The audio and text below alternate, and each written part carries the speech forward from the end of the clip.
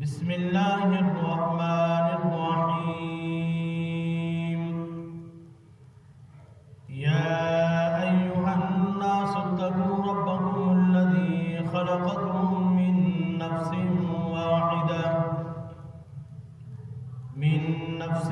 واحدة وخلق منها زوجها وبث منهما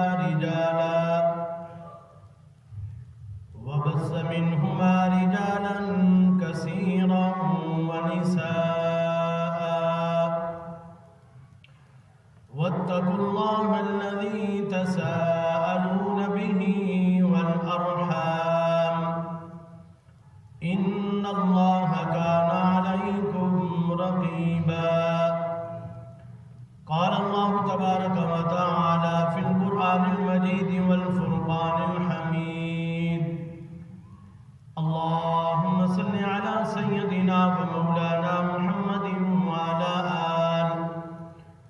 وعلى آل سيدنا ومولانا محمد وبارك وسلم يا رب صل وسلم دائما أبدا على حبيبك خير الخلق كلهم.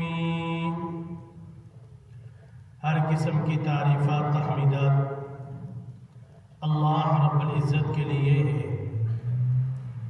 انگنت بے حساب و بے شمار درود و سلام ہو امام الانبیاء سید الانبیاء سید الکل ختم الرسل جناب حضرت محمد الرسول اللہ صلی اللہ علیہ وسلم کی ذات گرامی پر.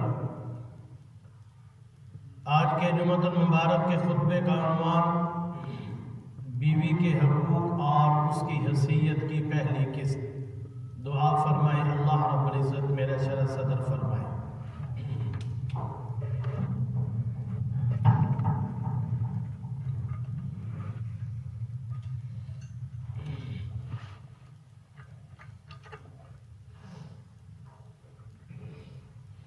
اللہ رب العزت کی پاک کلام قرآن مجید فرقان حمید حجت کبیر برہان عظیم میں سے سورۃ نساء کی ابتدائی ایک آیات کریمہ کا کچھ حصہ تلاوت کیا ہے.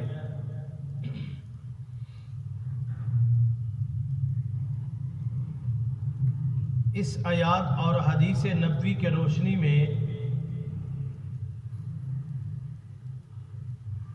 علامہ نبوی رحمۃ اللہ علیہ حقوق العباد کا بیان شروع فرما رہے ہیں. یعنی اللہ تعالیٰ نے اور اس کے پیغمبر نبی کریم صلی اللہ علیہ وسلم نے بندوں کے جو حقوق ضروری قرار دیے ہیں اور جن کے تحفظ کا حکم دیا ہے ان کا بیان یہاں سے شروع فرما رہے ہیں. جیسا کہ میں پہلے بھی بار بار جمعہ کے بیانات میں عرض کر چکا ہوں کہ حقوق العباد دین کا بہت اہم شعبہ ہے اور یہ اتنا اہم شعبہ ہے. حقوق اللہ تو توبہ سے معاف ہو جاتے ہیں، حقوق اللہ سے متعلق کوئی کوتاہی سرزد ہو جائے اللہ نہ کرے اس کا علاج بہت آسان ہے. انسان کو جب کبھی اس پر ندامت پیدا ہو تو توبہ استغفار کر لینے سے معاف ہو جاتے ہیں. لیکن بندوں کے حقوق ایسے ہیں اگر ان میں کوتاہی ہو جائے تو اگر اس پر کبھی ندامت ہو تو اس پر توبہ استغفار کرے تب بھی وہ گناہ معاف نہیں ہوتے جب تک حقدار کو اس کا حق نہ پہنچایا جائے، یا جب تک صاحب حق اس کو معاف نہ کر دے۔ اس لیے حقوق العباد کا معاملہ بڑا سنگین ہے۔ حقوق العباد کا معاملہ جتنا سنگین ہے، ہمارے معاشرے میں اس سے غفلت اتنی ہی عام ہے۔ ہم لوگوں نے چند عبادات کا نام رکھ لیا ہے، یعنی نماز، روزہ، حج، زکوٰۃ، ذکر، تلاوت، تسبیح وغیرہ، ان چیزوں کو تو ہم دین سمجھتے ہیں، کرنے والے کو بڑا عبادت گزار سمجھتے ہیں، لیکن حقوق العباد کو ہم نے دین سے خارج کیا ہوا ہے۔ اسی طرح معاشرتی حقوق کو بھی دین سے خارج کر رکھا ہے۔ اس میں اگر کوئی شخص کوتاہی یا غلطی کرتا ہے تو اس کو اس کی سنگینی کا احساس بھی نہیں ہوتا۔ اور اس کی سادہ سی مثال یہ ہے، اللہ نہ کرے کوئی مسلمان شراب نوشی کی نشے میں مبتلا ہو، تو ہر وہ مسلمان جس کو ذرا سا بھی دین سے لگاؤ ہے وہ اس کو برا سمجھے گا،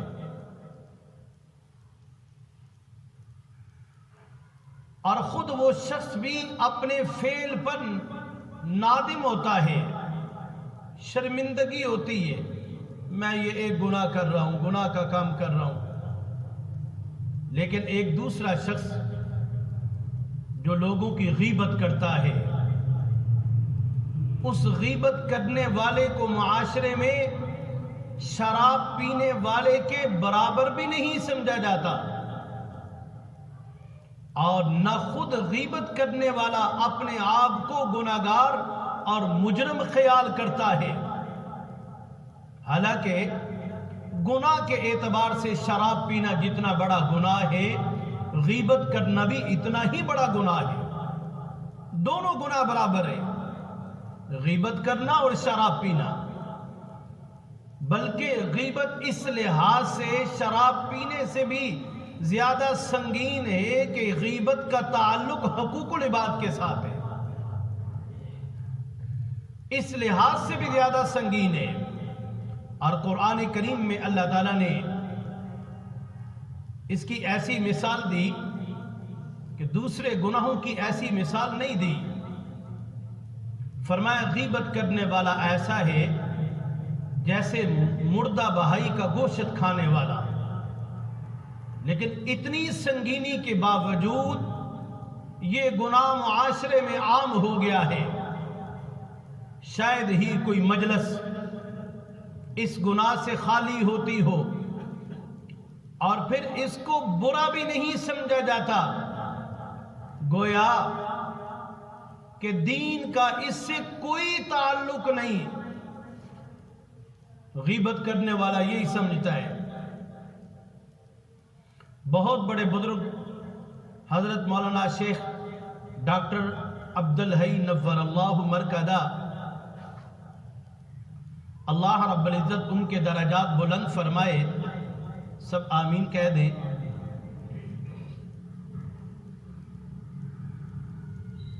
اور بزرگوں سے سنا ہے کہ وہ فرمایا کرتے تھے کہ ایک صاحب ان کے پاس آئے، آ کر بڑے فخریہ انداز میں اور خوشی کے ساتھ کہنے لگے کہ اللہ کا شکر ہے مجھے احسان کا درجہ حاصل ہو گیا۔ احسان ایک بہت بڑا درجہ ہے کہ جس کے بارے میں حدیث مبارکہ میں آتا ہے، بخاری شریف کی روایت ہے، یعنی اللہ تعالیٰ کی عبادت اس طرح کرو جیسے کہ اللہ تعالیٰ کو دیکھ رہا ہے۔ اگر یہ نہ ہو سکے تو کم از کم اس خیال کے ساتھ عبادت تو کرو کہ اللہ تجھے دیکھ رہا ہے. اس کو احسان کہتے ہیں. اور ان صاحب نے حضرت والا سے کہا کہ مجھے احسان کا درجہ حاصل ہو گیا.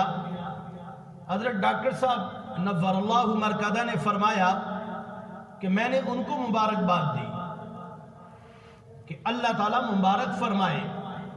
یہ تو بہت بڑی نعمت ہے جو اللہ نے تجھے عطا فرما دی. البتہ آپ سے ایک بات پوچھتا ہوں، کیا آپ کو یہ احسان کا درجہ صرف نماز میں حاصل ہوتا ہے؟ اور جب بیوی بچوں کے ساتھ معاملات کرتے ہو اس وقت بھی حاصل ہوتا ہے یا نہیں؟ یعنی بیوی بچوں کے ساتھ معاملات کرتے وقت بھی آپ کو یہ خیال آتا ہے کہ مجھے اللہ دیکھ رہا ہے یا میں اللہ کو دیکھ رہا ہوں؟ یہ خیال اس وقت بھی آتا ہے. وہ صاحب جواب دینے لگے، فرمانے لگے حضرت حدیث میں تو آتا ہے جب عبادت کرے تو اس طرح عبادت کرو گویا کہ وہ اللہ کو دیکھ رہا ہے یا اللہ اس کو دیکھ رہا ہے. وہ تو صرف عبادت میں ہم یہ سمجھتے تھے کہ احسان کا تعلق صرف نماز سے ہے، دوسری چیزوں کے ساتھ احسان کا کوئی تعلق نہیں. حضرت ڈاکٹر صاحب نور اللہ مرکزہ نے فرمایا میں نے اسی لیے آپ سے یہ سوال کیا ہے، اس لیے آج کل عام طور پر غلط فہمی پائی جاتی ہے کہ احسان صرف نماز ہی میں مطلوب ہے یا ذکر و تلاوت میں ہی مطلوب ہے. حالانکہ احسان ہر وقت مطلوب ہے، زندگی کے ہر مرحلے ہر شعبے میں مطلوب ہے. دکان پر بیٹھ کر تجارت کر رہا ہے تو وہاں پر احسان مطلوب ہے، اور دل میں یہ اس کا خیال ہونا چاہیے کہ اللہ تعالیٰ مجھے دیکھ رہا ہے. جب اپنے ماتحتوں کے ساتھ معاملہ کر رہا ہے تو اس وقت بھی احسان مطلوب ہے.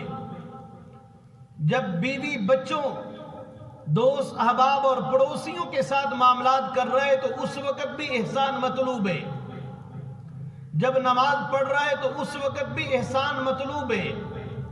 لیکن احسان کا تعلق صرف نماز کے ساتھ نہیں، مسلمان کی پوری زندگی کے ساتھ تعلق ہے. اس کے معاملات، اس کے لین دین، اس کی گفتگو، اس کا اٹھنا، اس کا بیٹھنا، اس کا کھانا، اس کا پینا، اس کی خوشی، اس کی غمی، اس کے کاروبار، سب کے ساتھ احسان مطلوب ہے. اگر ہر معاملہ کرنے میں اس کو یہ استحضار ہو رہا ہے کہ مجھے اللہ دیکھ رہا ہے یا میں اللہ کو دیکھ رہا ہوں، تو پھر وہ یہ سمجھ لے کہ الحمدللہ مجھے احسان والی نعمت نصیب ہو گئی ہے. اور خوب سمجھ لیں کہ نبی کریم صلی اللہ علیہ وسلم کی تعلیم ہماری زندگی کے ہر شعبے کے ساتھ ہے. اسی واسطے سے روایت میں آتا ہے حضور اقدس صلی اللہ علیہ وسلم سے ایک خاتون کے بارے میں پوچھا گیا کہ یا رسول اللہ صلی اللہ علیہ وسلم، ایک خاتون ہے جو دن رات عبادت میں لگی رہتی ہے، نفل نماز ذکر و تلاوت بھی بہت کرتی ہے، ہر وقت اسی میں مشغول رہتی ہے، اس خاتون کے بارے میں آپ کا کیا خیال ہے؟ اس کا انجام کیسا ہوگا؟ تو آپ صلی اللہ علیہ وسلم نے صحابہ کرام سے پوچھا وہ خاتون پڑوسیوں کے ساتھ کیسا سلوک کرتی ہے؟ تو صحابہ کرام نے جواب دیا کہ پڑوسیوں کے ساتھ اس کا سلوک اچھا نہیں ہے، بد زبان ہے، بے سلوکی کرتی ہے، پڑوس کی خواتین اس سے خوش نہیں ہیں. آپ صلی اللہ علیہ وسلم نے کیا فرمایا؟ وہ خاتون جہنمی ہے. نماز بھی پڑھتی ہے، نوافل بھی ادا کرتی ہے، قرآن کی تلاوت بھی کرتی ہے، ذکر و اذکار بھی کرتی ہے، عبادات کرتی ہے، لیکن حقوق العباد کے معاملے میں سستی کرتی ہے. آپ صلی اللہ علیہ وسلم نے اس بنیاد پر اس عورت کو جہنمی قرار دے دیا۔